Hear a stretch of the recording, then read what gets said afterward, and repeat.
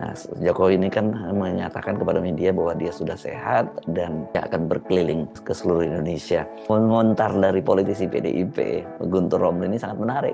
Pertama, waktu kita bahas bahwa dia menyatakan nggak ada manfaatnya Jokowi ini keliling Indonesia karena kalau tujuannya untuk mendongkrak suara dari PSI, pada waktu dia jadi presiden saja, dia nggak bisa, apalagi sekarang dia sudah bukan siapa-siapa, sudah tidak lagi punya jabatan di pemerintahan. Yang terbaru dia menyatakan bahwa iya Pak Jokowi bisa nyapa sih, paling bagi-bagi sembako dan juga bagi-bagi amplop. Nah, itu tentu saja sangat menarik mengapa kemudian PDIP menyatakan seperti itu. Karena kalau kita bicara soal PDIP dengan Jokowi ini kan sebenarnya mereka ini tadinya saudara.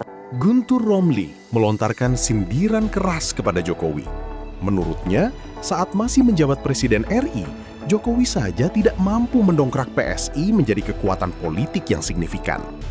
Kini, setelah tak lagi berada di lingkar kekuasaan, klaim pengaruh politik Jokowi kembali dipertanyakan. Safari politik yang digadang-gadang besar justru dinilai menjadi ujian nyata. Masih berpengaruh atau sekedar nostalgia kekuasaan?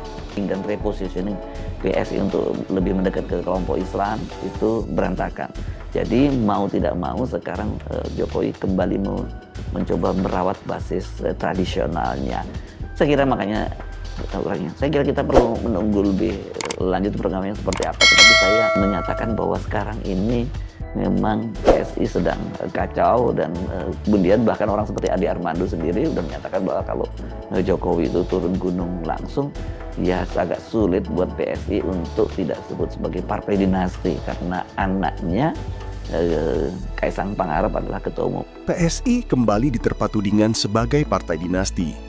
Kehadiran Jokowi di barisan depan dinilai bukan meredam kritik, melainkan mempertegas persepsi bahwa partai tersebut masih bertumpu pada pengaruh keluarga.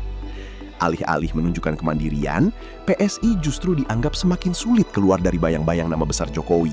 PSI, orang seperti Ade Armando yang sudah keluar dari PSI pun sekarang mulai bersuara minor soal PSI dan Jokowi Widodo.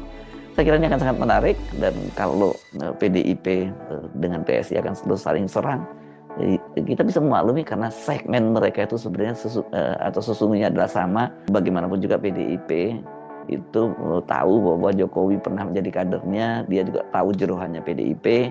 Tentu mereka juga akan berusaha keras untuk terus PDIP dinilai tak lagi sekedar mengkritik, tetapi berusaha menggerus pamor Jokowi secara politik. Tujuannya jelas, mencegah efek Jokowi mengalir ke PSI. Semakin kuat nama Jokowi, semakin besar ancaman bagi basis suara PDIP.